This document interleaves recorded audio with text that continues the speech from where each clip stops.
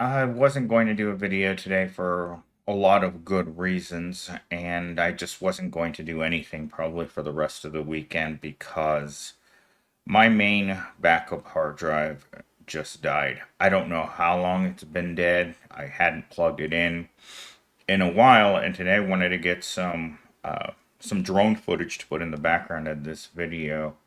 But everything I've done for photography and video is officially gone. I grabbed this thing, I hit it against the floor so many times, my neighbors must think I'm crazy. I took a hammer to it, hit the enclosure to get the drive out, maybe just the enclosure was just going bad. But I plugged it into my main computer and it's not spinning. I don't know what happened to it. It's newer than my other drive, but it is gone. And this is one of those very dreaded moments that I will remember for the rest of my life. Because it took months, years to build that collection of artwork, of photography. And just like that, I plug in the hard drive and it just won't spin. And I don't know why I never made a backup of the backup, but there's no backup.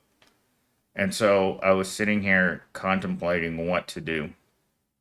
And it's just like I clearly remember every single time I've lost everything I had in my entire life on a hard drive. And there are years of writing that I won't get back. There's diaries that I won't ever see again. It's just like taking it out, putting it in the ground, and just thinking it's all gone. And I just don't know what to think. So if I don't sound like my normal self today, it's because I don't know what to think. I don't know how to feel.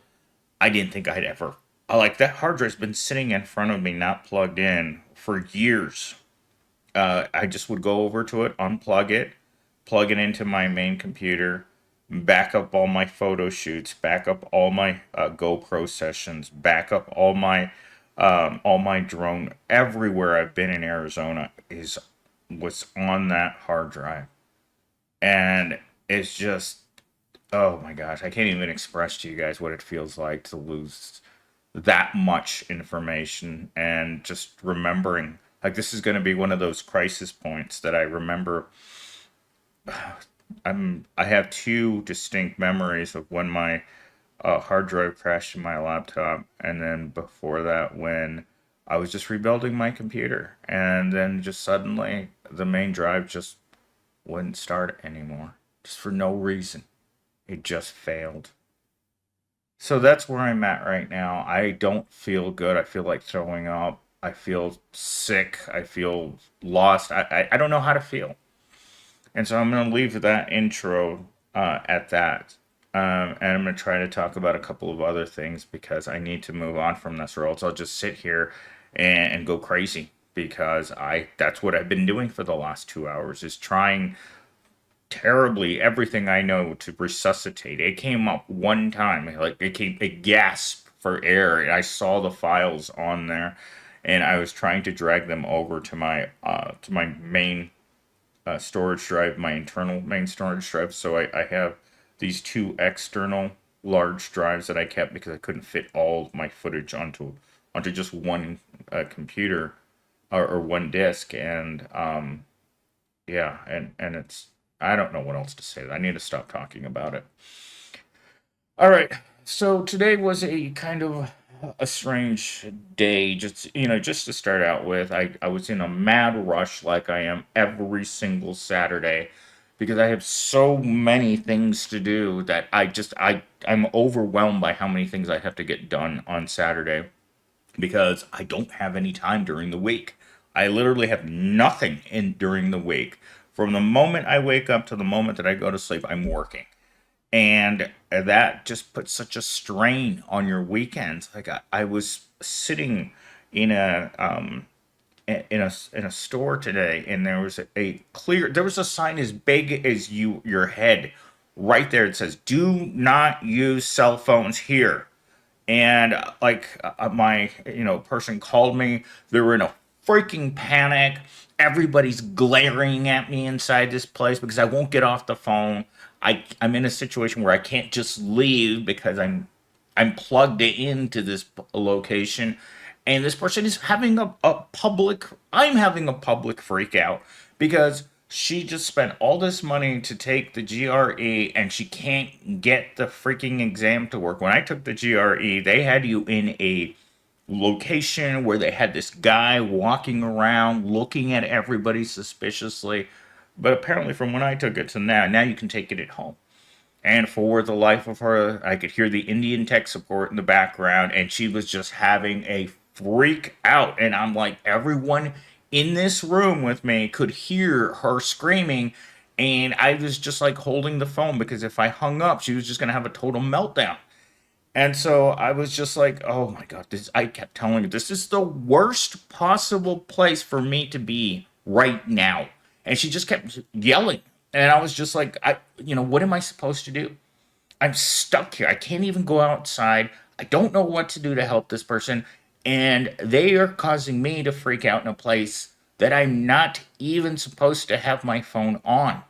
And so I was just like, "Oh my God, what's happening right now? What like the whole ordeal this afternoon? Like even the people that were working there, like you need to relax. Just stay there, don't move." And I was just like, "Oh my God, I can't believe she did this to me here." And I had told her earlier, "Don't call me." And I mean, I didn't have to answer the phone, but it was just like a person having a nervous breakdown in a situation where they're already extremely nervous. Taking the GRE is one of those, again, a life changing. It's like taking your driver's license. If you don't pass the GRE, if you don't get the right score on the GRE, it's going to ruin the rest of your education because you're not going to be able to proceed with the rest of your education. It's like failing and getting a letter of failure for the college that you want to go to. So, anyhow, that was one of the most tense 25 minutes to 30 minutes where I was supposed to be relaxing. I was paying a fee to relax, and you're just like, you just can't. And so, like, it just went on and on. And this guy, this is why I hate Indian tech support. They're not tech support. They read a script. This is why I stopped calling Dell because I got tired of listening to a guy who kept telling me to remove the battery from my desktop. It's a script. They don't know what they're doing. These are just people who read scripts. And so you could hear that scripted language like she would say, "This isn't working. This isn't working." And then she'd scream and I would be like, "Oh my God, it's a nightmare situation." And even before that happened, I got into a call with her where she was already uh in a bad place. One of her best friends that she flies out to see all the time refer to her as a normie. And to her to hear that for a person, for a, I wouldn't call her normal, but definitely has a tendency to go with the flow, gets most of her information from Instagram, looks like an Instagram model, and she's being called this by someone that she spent a lot of time visiting. And to her, she just didn't understand why someone would do this to her. But when I looked up what a normie is, it's a person that doesn't, make any waves. It's the person that goes to work every single day and doesn't care that they can't make a living. It's a person who doesn't care that society is falling apart around them. It's a person that just follows the trends, goes, does everything you're supposed to do, does everything right. They eat right, they go to school, they have a good relationship with their parents. They just don't make any waves. When work treats them like garbage, they just don't say anything. Most people are civilized, and civilized people are the normies because they do the things that society expects them. They believe in things like any job is a good job, and they just don't care. They simply have accepted that the system is rigid. You're poor. You will always be poor, but you don't acknowledge that you're poor. You just tell yourself that you're struggling like everyone else. And that's the way you justify the being in this system as a normie. You can tell yourself that this is normal. Society not paying me anything, society not giving me the relationship I want, society giving me nothing that I want except for garbage in and more garbage. Every day you go to your garbage job for your garbage wages, for your garbage benefits, for your garbage normal life. But they can't think that way. They simply won't allow themselves. This is why I have an entire segment of every video dedicated to toxic positivity. Because despite every bad thing that happens in life to them, they just refuse to acknowledge that life is bad. Life is good, and they always have that positive attitude. I always thought it was fake. I always thought the normies just were fake when they went outside of their house. They put on their big phony smile. They go out into the world and they ask you how you're doing, and they ask you about what you're doing on the weekend. And on Monday morning, they come over and they check to see what you were doing. I hope you had a lot of fun on the weekend. I'm like, I'm broke. I don't have fun. I sit at home and I do nothing because I can't afford to leave my house. I go, I do my chores, put gas in the car, I buy as few groceries as I can, and then I go back and I sit in my crappy house. In fact, today I was talking to one of the school teachers that I talked to, and she was mentioning how and she's a normie, she had gone to one of her daughter's grandparents' home in North Scottsdale, and she was telling me about how amazing this $5 million mansion was, how everything was extravagant, and then she talked about how sad it was to live in a 3 bedroom home. And I just looked at her and I said, you're a school teacher. You own a home with 3 bedrooms. I have 4 college degrees, and I'm sitting in a roach infested studio apartment where I've lived for the last 7 years, and I can never afford to move out. Do you know what it's like to hear about someone living in a $5 million home pretty much by themselves? It's awful. It makes you feel awful. It makes you feel like the loser you really are. And then to come home and then have a disaster like this strike, you're just like, how much more can we take of this stupid, pathetic life that we all live? Why do we keep getting up in the morning? I don't want to get up in the morning anymore. I haven't wanted to get up a single day of my life to go to my pathetic jobs. What's the point if you're always going to be poor? And she just kind of looked at me, and she's one of these people. She's 100% normie. She just kind of like, well, maybe if I just worked harder, I could get to that $5 million home. And I just looked at her because the conversation started with, "Hey, Millennial Stam, can you tell me why I'm not going to be able to afford to retire?" And I just looked at her like, um, none of us can afford to retire. And again, being the normie that she is, she wanted me to tell her why there wasn't enough money for her to retire. Because she wants to retire badly she's been a school teacher for 20 years. She has 20-year-old children that she's raising that are both adopted. And she wants to know why she can't retire. And it's really difficult to explain to people that there's no retirement. I don't have a thin dime for retirement. My retirement plan is to work until someone doesn't notice that I'm not moving in my office anymore, and they come over to poke me with the stick, spray me with a little Febreze so that I don't become a smell nuisance at work, and just lay there until the maggots start eating my eyeballs. And my boss comes over and he says, "Millennial Steam, you seem a little lazier than normal." He touches me and my head rolls off my shoulders onto the floor, and it's like, oh crap, we're gonna have to replace Millennial Steam. It looks like the stress finally got him, and we just didn't notice because no one cares until someone came looking, and there he is. He's a goner. All right. my final talking point is this. So while I was doing my cardio this afternoon, I was asking ChatGPT about other things, and this topic is it's actually on the same thread as what I just was talking about. So I asked ChatGPT, who can afford to take an hourly job that pays $18 and that requires a serious amount of focus, concentration, and responsibility? It wrote this: young adults with minimal financial obligations, dual income households, supplemental earners, those who will take the job as a second source of income, supplementing a primary income source like a spouse salary or other investment. $18 is a supplementary earner. Can you believe that?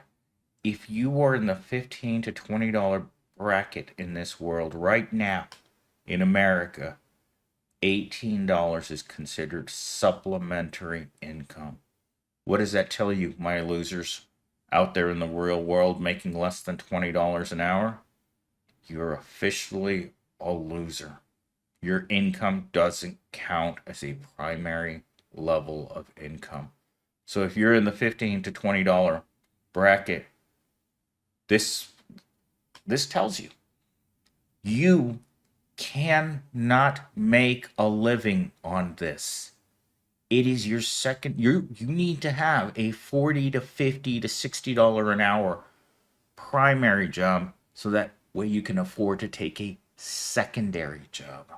If you aren't humiliated right now by this answer, you should be. People in areas with lower living costs. So if you're in a part of America where the federal minimum wage is $7.25 an hour, you better stay there. Because coming out of those locations and going to the city where an entry level one bedroom apartment costs $1,800 a month, you'll never make it on your supplementary earner's income. Recent graduate or entry level workers seeking experience. This is one of the main reasons that Gen Zs started applying for other jobs, is because he realizes that he has no work experience. His entire life has been spent at minimum wage restaurants, warehouses, and what was the other one? In retail. Pretty much has worked in a store his entire life. He thought that this job was going to cause him to get some experience, and I'm like, you're not getting any experience here. They don't offer people in that position experience. You're just there to burn out and for me to get another one. And once he realized that, he started looking on Indeed. He looks for work on Indeed and tells me what he's applying to. That's how bad it is. So, with that said, I probably shouldn't do this video because it's super depressing, but that's what this channel's about. You don't come here to feel good. This isn't a Mr. Beast style channel. You come here because you want to hear this stuff. Because you want to hear that you are never going to retire. And your crap job, and your crap life, and your crap relationship, if you even have one. I mean, most of you have probably spent your life single like I have. You have no family, you have no friends, society doesn't respect you, your parents don't respect you, women laugh at you. I mean, this is the world we live in. There's nothing good in this world unless you're rich. If you're one of the bottom tier people like myself, all you have is misery and suffering until they put you in the ground. That's all life is. And that's why I'm here, to tell you that. Because if you're one of those normies and you think things are going to get better, I'm telling you this right now, and I've been saying this for years.